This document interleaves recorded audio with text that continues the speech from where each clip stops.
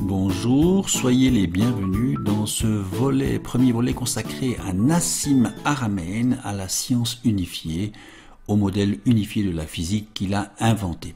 J'ai intitulé ce premier volet dans un univers vivant, holographique et fractal, au cœur d'une création continue. Le modèle unifié de la physique de Nassim Haramein considère un univers pixelisé en unités sphériques de Planck.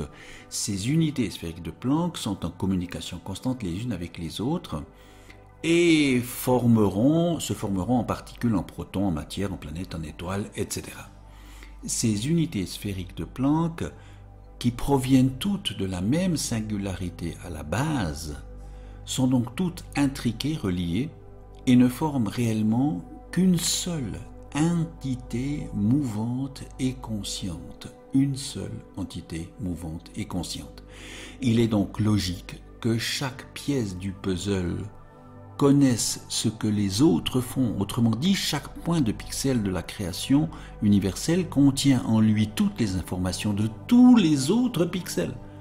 Un proton contient en lui toutes les informations de tous les protons de l'univers. C'est le principe holographique généralisé par Nassim Haramein, un univers pixelisé et en communication constante, d'où l'émergence de la conscience, d'où l'émergence de l'évolution.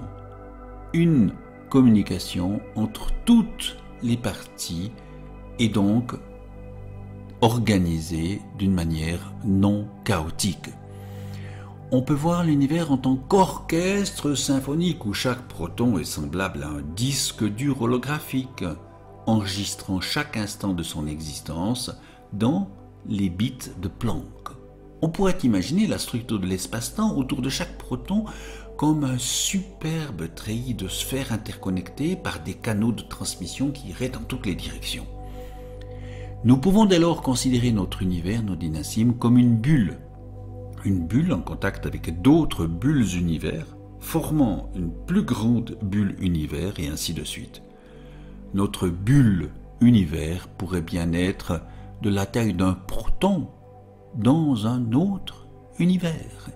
Et si cela est vrai, des univers qui donneraient naissance à des univers qui donneraient naissance à des univers, etc., cette perspective de la création ressemble beaucoup à une dynamique biologique et on pourrait la visualiser comme des poupées russes.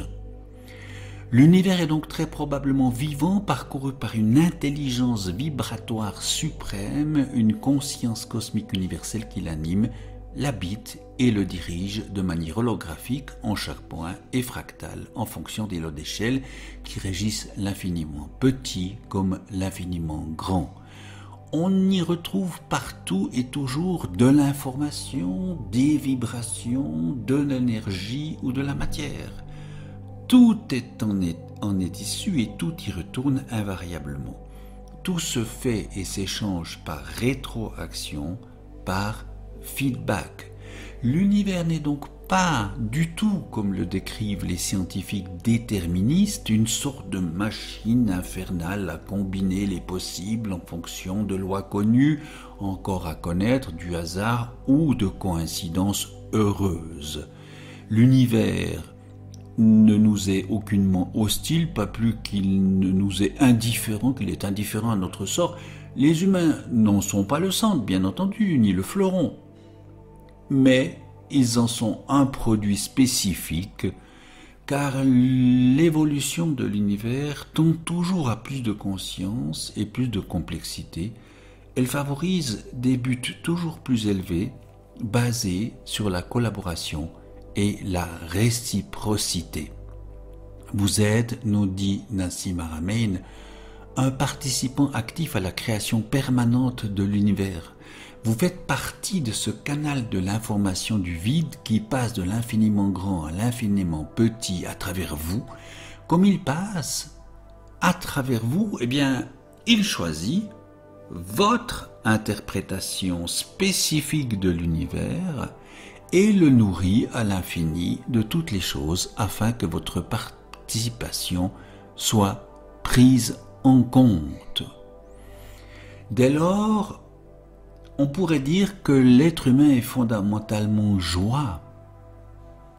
Joie en son corps, joie en son cœur.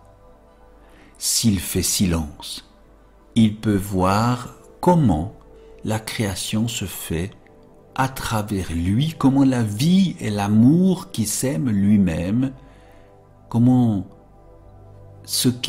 il est ce qui permet à la forme d'exister par le corps, d'être joie, amour, connaissance, harmonie et tant d'autres choses. Nous sommes donc ici au cœur d'un passage de la non-forme à la forme, de l'inconnu au connu, dans un processus créatif continu, toujours déjà accompli, le résultat de ce que nous choisissons de croire et de faire apparaître. Il faut donc apprendre à voir ce que nous croyons, nous dit avec raison